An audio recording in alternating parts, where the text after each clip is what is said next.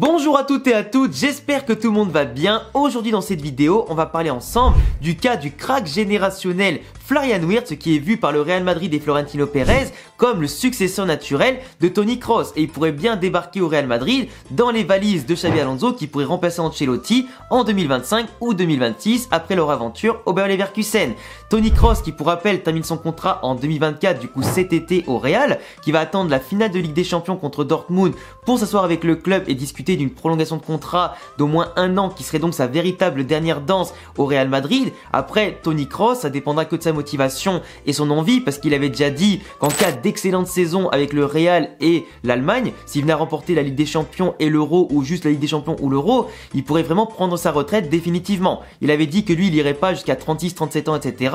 Il a déjà 34 ans, du coup 2025 serait vraiment sa dernière saison. Mais vu à quel point il était au-dessus du lot, à quel point c'était le boss dans l'entrejeu du Real Madrid et aussi en Ligue des Champions au plus haut niveau, à quel point il a été le patron sur le terrain, par rapport aux jeunes de l'effectif qui se battent pour avoir sa place mais qui peuvent pas lutter devant un tel monstre, bah il peut encore être titulaire une année de plus, tu vois. Et franchement, s'offrir une dernière danse exceptionnelle encore une fois, dans une jeunesse dorée destinée à marquer l'Europe et le monde du football.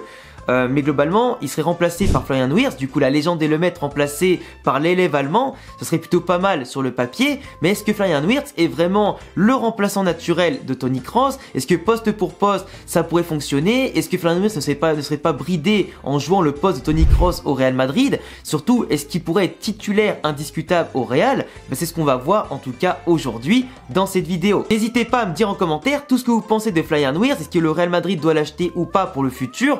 Tous les avis sont légitimes, donc j'attends tout ça dans les commentaires. Et n'hésitez pas à vous abonner si vous aimez mes analyses et mes vidéos sur le Real Madrid. Alors déjà, parlons peu, parlons bien. Abondance de biens ne nuit pas. Ça, c'est une phrase qu'on entend souvent qui peut être intéressante parce que quand tu as un crack générationnel, un talent différentiel aussi puissant et fort et technique que Florian Wirtz, tu peux pas dire non. En fait, tu peux pas dire non. Parce que lui, il a un contrat jusqu'à 2027 avec Leverkusen et son prix serait entre 80 et 120 millions d'euros. Donc, à 21 ans, c'est un joueur que tu signes peut-être pour les 5, 6, 8 ou 10 prochaines années qui pourrait être exceptionnel. Vraiment. Et qui coûterait peu cher par rapport au talent qu'il a.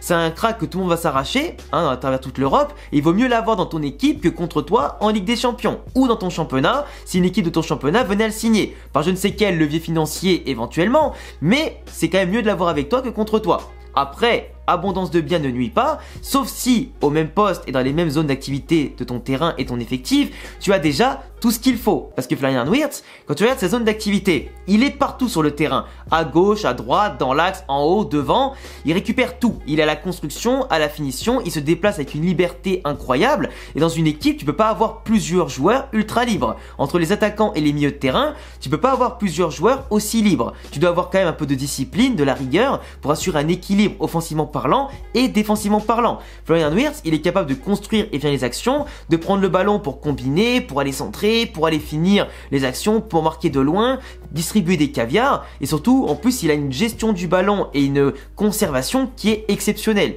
Il pourrait combiner avec n'importe qui au Real Madrid. Sauf que je le rappelle, il est milieu offensif, souvent derrière un attaquant ou deux attaquants, mais en tout cas plus comme un numéro 10. Et aujourd'hui au Real Madrid, tu as déjà dans le 4-4-2 en losange, soit Brahim Diaz qui peut jouer là, soit Jude Bellingham qui peut jouer là, soit Rodrigo par moment qui peut peut-être jouer là, ou Arda Güler qui peut jouer ici. Donc tu as déjà 3-4 joueurs qui peuvent jouer ici. Sauf que, il faut prendre en compte une chose. Au Real Madrid, cet été, tu as Endrick et Mbappé qui arrivent. Et t'as déjà Vini, Rodrigo, Brahim, Arda, Bellingham qui jouent offensivement parlant et Rossellou. Si tu mets un 4-2-3-1, tu auras Vinicius, Brahim ou Rodrigo à droite et Mbappé en pointe ou Endrick, et en 10 tu auras Bellingham ou Brahim ou Arda Güler. Florian Wirtz, tu le mets où là-dedans? Bellingham, tu peux le faire reculer parce que Bellingham il est amené plus tard à reculer au Real Madrid, soit pour jouer 6, soit pour jouer 8 avec ses qualités. Mais du coup tu laisserais la place à Brahim ou Arda Güler, mais du coup tu aurais Florian Wirtz au milieu, ce qui fait que Brahim ou Arda Güler devraient jouer sur les côtés. Ils savent le faire, mais Arda Güler et Brahim sont encore meilleurs dans l'axe. Et aujourd'hui, Brahim notamment a prouvé qu'on peut compter sur lui et que c'est un crack aussi générationnel. Il n'a rien à envier du tout à Florian Wirtz. Il est peut-être actuellement un peu meilleur, peut-être, ça dépend. Mais en tout cas, Brahim est déjà adapté au Real Madrid, tout comme Arda Güler qui s'adapte petit à petit, qui marque des buts, qui prend ses repères et qui montre à quel point, avec peu de temps de jeu et de confiance, il est capable d'être exceptionnel. Et du coup aujourd'hui, Florian Wirtz, si tu le mets en dépensant 80 à 120 millions au Real Madrid, dans un potentiel 4-4-2 ou 4-2-3-1, tu vas juste faire un embouteillage et freiner la progression autant de ce joueur-là que d'autres joueurs et d'autres cracks qui seraient là, qui certes apporteraient plein de solutions pour faire tourner en tant que titulaire, remplaçant ce que tu veux, mais tu freinerais beaucoup de joueurs dans leur confiance, leur rythme et leur temps de jeu. Et c'est compliqué. Après, c'est la concurrence qui fait le reste. Et dans un club, la justice, c'est la concurrence. C'est le mérite sur le terrain. Donc peu importe qui tu es, peu importe depuis combien de temps tu es là, s'il y en a un qui débarque et peu importe son prix, il est meilleur que toi, il jouera. Et ça tire tout le groupe vers le haut. Mais globalement, il vaut mieux investir dans d'autres secteurs de jeu un peu moins bien fournis que des postes sur lesquels tu es déjà plus que bouclé, tu vois, plus que bouché.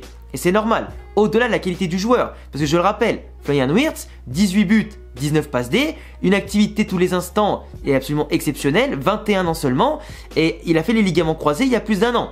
Et pourtant, le mec est revenu comme un phénix qui renaît de ses cendres, et il a fait, en tout cas, ce que beaucoup de joueurs n'ont jamais réussi à faire, revenir à plein level. Même si faire les croisés à 21 ans, c'est plus simple de revenir à très bon niveau que si tu les fais à 25, 28, 30 ou plus, mais il a montré qu'avec de la discipline, des efforts, des sacrifices, de la motivation, du talent et bien sûr un peu de chance, faut pas se mentir, tu peux exploser encore plus.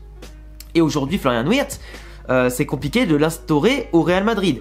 Même si à la limite dans un 4-4-2, tu fais reculer Bellingham et tu le mets lui en 10, et Brahim au pire sur un côté en attaque ou quoi, bah tu sais, t'as quand même plein de joueurs du coup qui seraient éjectés. Plein de joueurs qui rentreraient plus, faudrait adapter le schéma tactique différemment, et honnêtement, ça fait plus mal à la tête au coach qui aura trop de joueurs au même poste qu'autre chose. Qui pourra amener des frustrations, faire partir certains en prêt, faire partir certains qui veulent plus de temps de jeu pour pas perdre leur place en sélection nationale, etc. avec les futures Coupes du Monde et grosses compétitions qui arrivent. Et franchement, ça serait dommage de perdre des bons joueurs, plusieurs bons joueurs, à cause d'un seul qui serait déjà là dans un embouteillage. Florian Wirtz, c'est le milieu de terrain offensif aujourd'hui en Europe qui crée le plus de situations, qui est le plus impactant, même devant les Kevin De Bruyne, devant les Foden, les Bernardo Silva, devant Jude Bellingham et qui tu veux.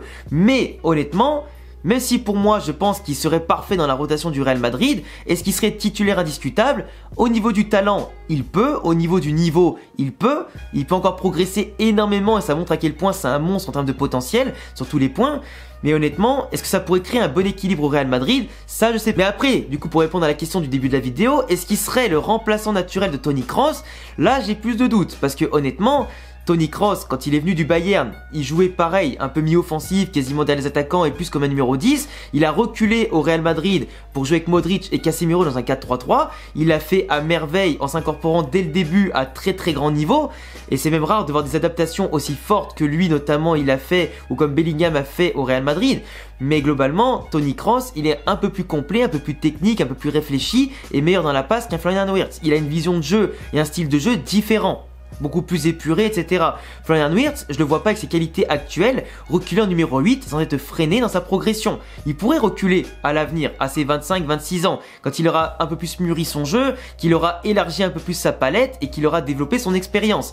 Mais aujourd'hui, malgré sa polyvalence actuelle et son activité, c'est plus un milieu de terrain offensif proche de la surface en tant que 10. Et dans ce cas, ça ferait reculer Jude Bellingham, qui lui, comme je le répète, sera amené plus tard à reculer, mais ça briderait un peu plus sa qualité offensive qui est actuellement impressionnante. Dans tous les cas, la venue de Florian Wirtz va soit provoquer le recul de lui ou de Bellingham sur le terrain, mais du coup, changer potentiellement aussi le schéma tactique, parce que soit tu repasses à un 4-3-3 pour garder Ibrahim et Rodrigo et Vinicius et Mbappé, 3 milieux de terrain. Et tu vois, au final, il faudra soit sacrifier un attaquant, soit un milieu de terrain. C'est extrêmement complexe en fait d'assurer l'équilibre là-dedans et de pas en tout cas faire des aigris, de pas faire des déçus, et dans tous les cas, il y aura des sacrifices à faire. L'abondance de biens ne nuit pas pour garder les talents générationnels chez toi, mais attention à ne pas les frustrer, ne pas créer un embouteillage, ne pas frustrer des jeunes qui sont en place sur lesquels tu mises pour d'autres jeunes qui pourraient arriver mais que tu vas brider en les faisant jouer au mauvais poste, au mauvais endroit, au mauvais moment. Et ne pas les associer, j'allais dire, aux joueurs qui ont des profils assez complémentaires, car associer les mêmes profils sur le terrain, c'est pas forcément très bon. Donc attention à ce que le Real Madrid fera plus tard, même si je suis certain que Ancelotti ou Xabi Alonso plus tard arrivera à gérer de main de maître cet effectif bourré de stars et de jeunes talents qui dans tous les cas devront être étoffés pour jouer sur tous les tableaux et bien sûr gagner un maximum de choses. Mais pour moi, petit bilan, Florian Wirtz, oui je le ferai venir, Mais en réfléchissant bien à l'équilibre de l'effectif et dans quelle composition tu le mettrais, dans quelle tactique tu le mettrais, quelle disposition tu le mettrais, et pas non plus dépenser 100 millions d'euros pour un crack, sachant que tu as déjà largement ce qu'il faut à la maison. Autant mettre les 100 millions sur d'autres postes plus préférentiels comme un arrière droit pour remplacer Cavaral plus tard, ou pourquoi pas assurer aussi la relève au niveau de l'axe par rapport à Alaba que tu n'es pas sûr qu'il revienne à un excellent niveau. Rudiger, tu sais pas encore combien de temps il va rester, mais d'ici 2026, il y aura forcément un autre joueur à aller chercher pour le remplacer. Tu as d'autres priorités, je pense, d'ici 2026